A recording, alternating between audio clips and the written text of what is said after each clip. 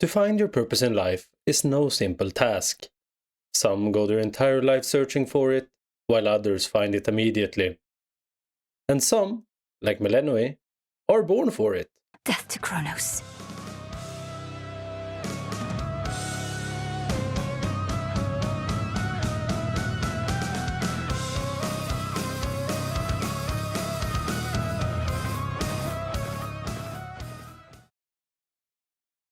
Hades 2 is an action roguelike game built around a single goal: death to Kronos. You play as Melenoe, a child of Hades that has been trained since birth to achieve that goal. And yes, I am probably butchering the pronunciation of her name. So let's start with the thing that helps her most in fulfilling her purpose: the combat. The combat in this game is absolutely amazing. It throws you straight into the deep end and expects you to learn it. And you will. On the surface, the combat can be seen as simple, but there's a lot of depth hiding just beneath that first impression. Between Omega moves, multiple weapons, keepsakes and the boons from the gods, every run can play completely differently. And the boons in particular are what truly define each run. Some reward you for staying close to enemies and dealing constant damage, while others turn you into what I like to call the slap build. Jump in, hit hard, jump out and wait for all your cooldowns. Keepsakes add another important layer to combat. They offer bonuses ranging from increased damage to more or even a higher chance to find specific boons. What's great is that earning these keepsakes encourages you to engage with the world itself. You earn these by conversing and giving gifts to the characters you meet. But the best thing about the combat, in my opinion, is the fluidity. Every movement and attack feels deliberate, all like an elaborate dance, where positioning and timing is just as important as the damage. Enemy variety reinforces this feeling. Some enemies pressure you from a long range, forcing you to always be on your toes, while some wait for that one mistake when you get too close and strike you down. The bosses take this even further. Each one feels distinct, built around unique mechanics that test different aspects of your build. To help you get more familiar with the different playstyles, there are also chaos trials, which throw you into runs with unfamiliar weapons, keepsakes and restrictions, forcing you to adapt on the fly.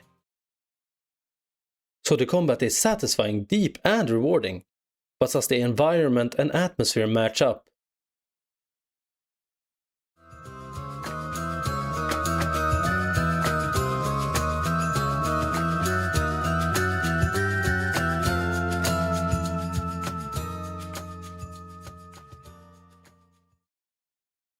Yes, absolutely.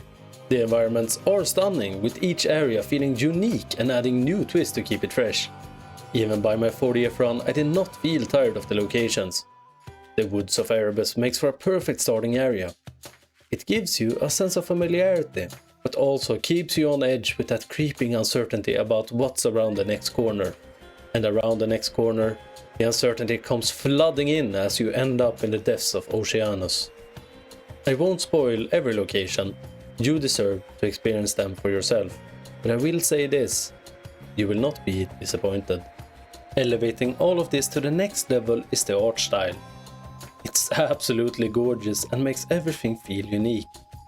It truly makes it stand out among the rest of the games in the same genre. And don't even get me started on the character designs. Every single character feels expressive and unique. Look at these characters and tell me that the designs are bad. You can't. Finally, tying everything together is the soundtrack. Every track fits perfectly with what's happening on screen. Intense combat gets fast-paced music. You are meeting a friendly character and have a chance to catch your breath. The tracks slow down to give you a sense of relief. So Hades 2 delivers on both combat and atmosphere. But how does the narrative and lore compare? You are dropped into this game with a single objective: death to Kronos. But you quickly realize it's not so simple. How do you kill a deathless being? How do you kill a concept? Is it even possible? I don't know. That's up to you to find out. What impresses me most is how this game maintains a coherent story in roguelike format. And I think that can be an incredibly difficult thing to manage. The developers don't know exactly when players will progress, and it's hard to plan a story around that. but somehow it all works out. Every time I failed, the narrative and the characters act like everything was expected.